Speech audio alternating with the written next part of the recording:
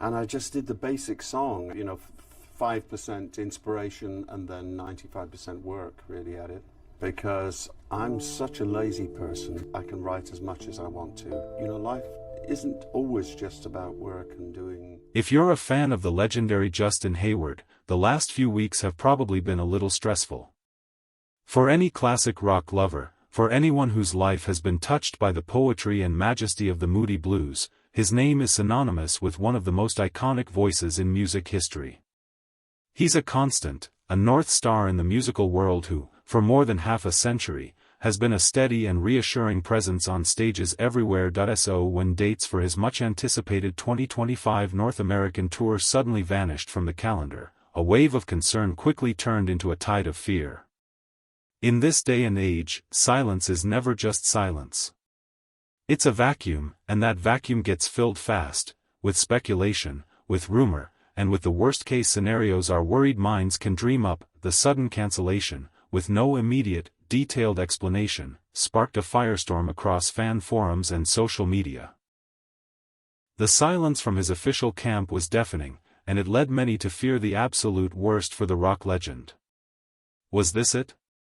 Was this the quiet, unceremonious end to a touring career that has spanned generations?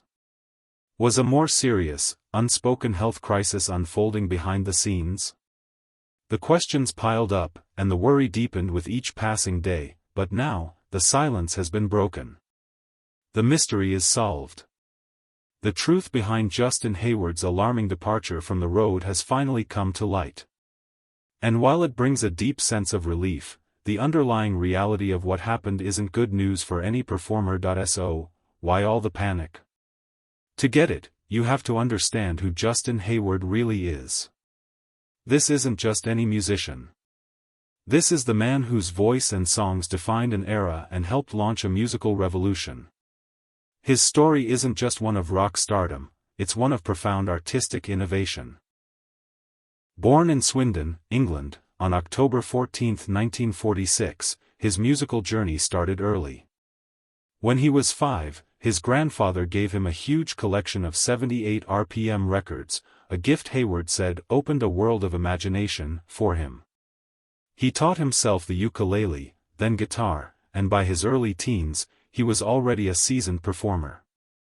At just 17, his talent was undeniable.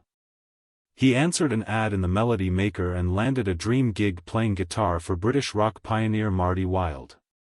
Hayward credits Wilde with encouraging his songwriting, a skill that would soon change everything, but his real destiny was knocking, and it came in the form of a band that was on the ropes. In the summer of 1966, the Moody Blues were struggling. They'd had a huge hit with the R&B cover Go Now, but follow-up success wasn't happening, and original singer Denny Laine had left.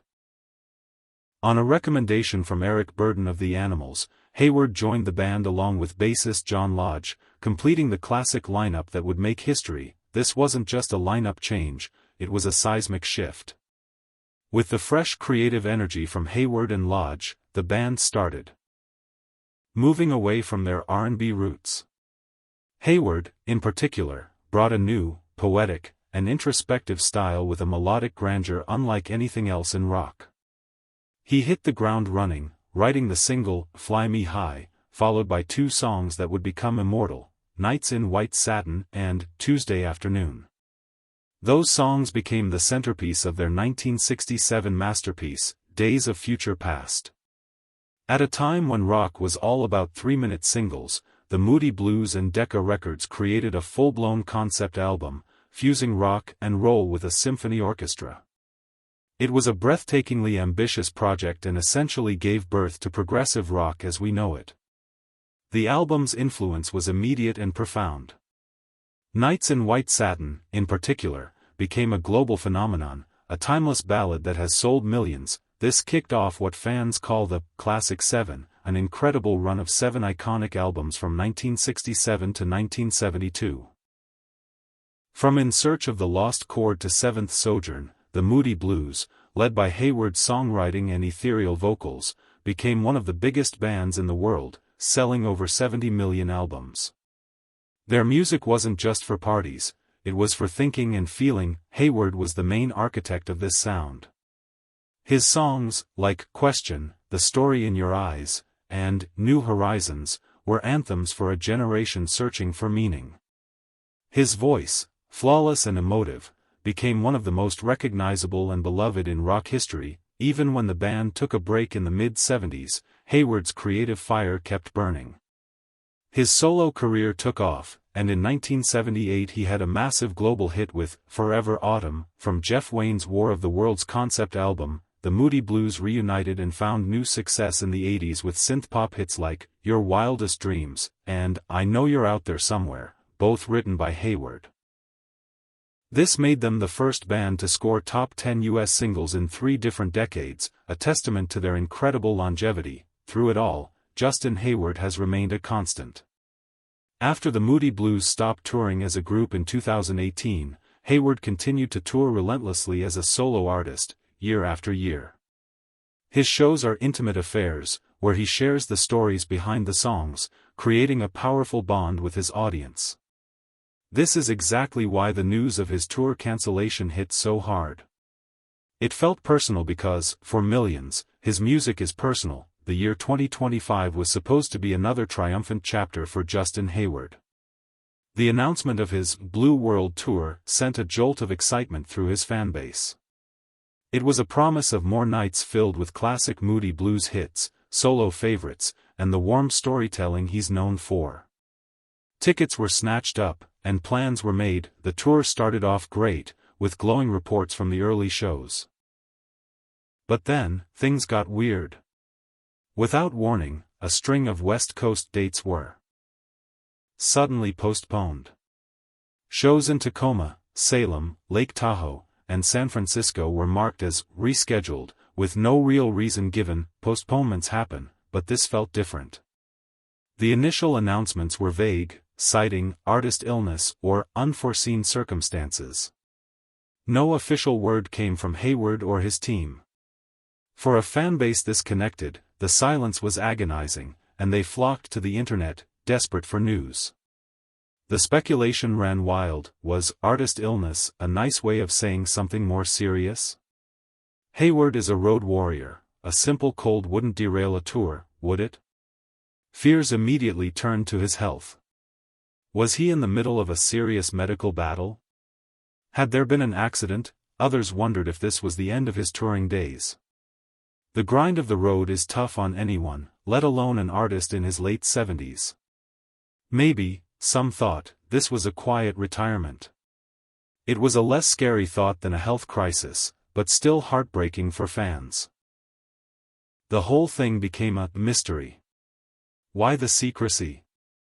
The longer the silence dragged on, the more the frightening theories seemed plausible. Online forums filled with prayers and messages of concern. People started analyzing recent performances for clues. A review from a show in early May 2025 noted that Hayward had told the crowd a virus had taken his voice but he was performing anyway, a detail that now seemed like ominous foreshadowing, and that's where the title of this video comes from. The phrase, "isn't good," wasn't meant to be clickbait, it was an expression of the genuine fear that the news, when it finally dropped, would be devastating. The mystery wasn't just about a cancelled concert, it was about the well-being of a beloved artist. After weeks of anxious waiting, the silence was finally broken. The answer to the mystery came directly from the man himself, in a clear, personal message on his official website. The statement was everything fans had been hoping for. Direct, reassuring, and totally transparent. It sliced through the rumors and put the darkest fears to rest. In his own words, Justin Hayward wrote, "Thank you for all the kind wishes. I'm absolutely fine. My sincere apologies to all those who had tickets for our shows in Tacoma, Salem, Lake Tahoe, and San Francisco. I came down with laryngitis halfway through the tour and on advice it was thought best to take a break instead of trying to push through." Laryngitis. The word brought a collective, global sigh of relief. It wasn't a career-ending illness. It wasn't a secret tragedy. It was laryngitis, an inflammation of the larynx, usually from a virus or vocal strain, that makes you hoarse or unable to speak at all. For a singer, laryngitis is a serious problem, but crucially, it's a temporary one. That title, The Justin Hayward Mystery Finally Solved and Isn't Good, suddenly clicks into place. The mystery is solved. And the news isn't good, because nobody wants to see a performer they love get sick and have to cancel shows. It's a bummer for ticket holders and, as his apology shows, incredibly frustrating for the artist. But compared to the doomsday scenarios everyone was imagining, this was the best possible news. The truth is, performing with laryngitis is one of the worst things a singer can do. His decision to power through that earlier show highlights his work ethic, but it may have made things worse. Singing with inflamed vocal cords can lead to permanent damage, like nodules or polyps. In fact, Hayward learned this the hard way years ago, mentioning in a 2016 letter to fans that a doctor told him he'd damaged his vocal cords by trying to half sing and half spoke through a Moody's tour, calling it a bad move. His choice to stop the 2025 tour wasn't a sign of weakness, but of wisdom and professionalism. He was protecting his greatest asset, that iconic voice, to make sure he could share it for years to come. He chose long-term health over a short-term gig, a decision every single fan should be thankful for. The mystery was over. Justin Hayward was simply being a pro, taking a much-needed break to get better. The news about Justin Hayward's laryngitis pulls back the curtain on a reality that audiences rarely see. We get the polished final product, the artist on stage, delivering a flawless show. We don't see the incredible physical and mental strain it takes to get there, night after night. Let's be real, touring isn't just a series of 2-hour concerts. It's a grueling cycle of airports, buses, hotels, and weird schedules. It's crossing time zones, which messes with your sleep and your body. It's sound checks, which can be just as demanding as the show. It's constant exposure to recycled air on planes and in venues, a perfect breeding ground for viruses. For a singer, this lifestyle is a minefield. The voice isn't a guitar you can just replace. It's a delicate instrument made of muscle and tissue that needs constant care. Laryngitis is the bane of every singer's existence. It makes the vocal cords swell up, so they can't vibrate cleanly, leading to hoarseness. Pushing a voice in that condition is like running a race on a sprained ankle. You might finish, but you risk doing serious, long-term damage. That's why the medical advice to stop and rest is so critical. This isn't a new problem. Rock and roll history is littered with singers who had to cancel tours to protect their voices.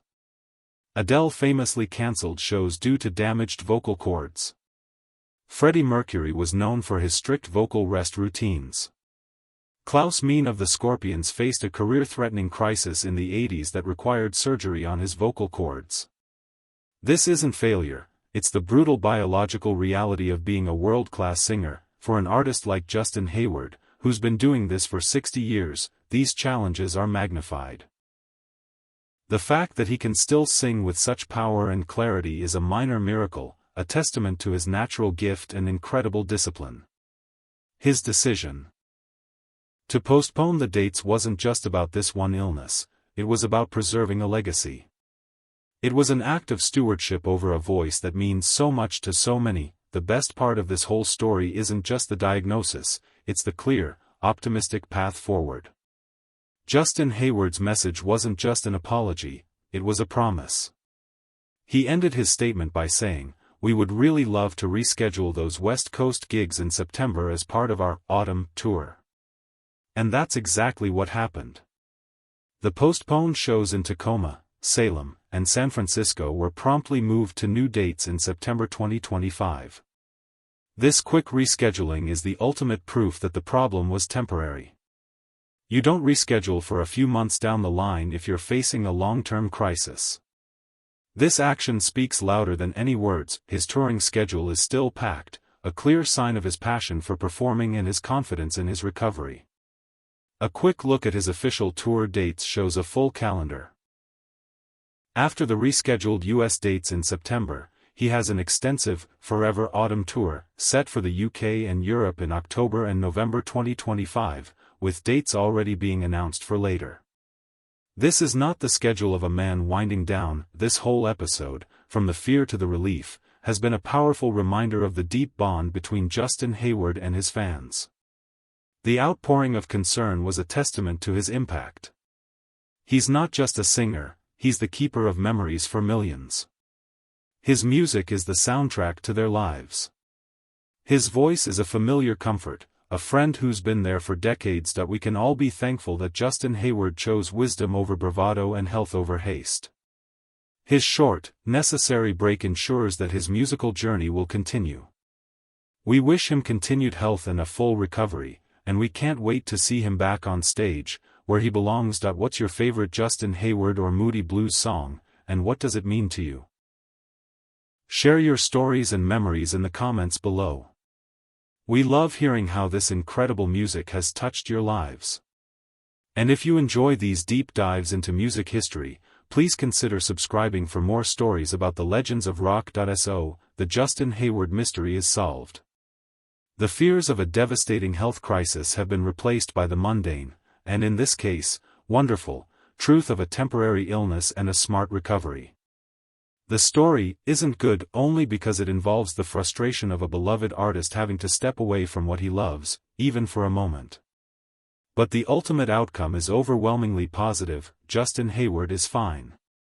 The tour is back on. And the music will continue.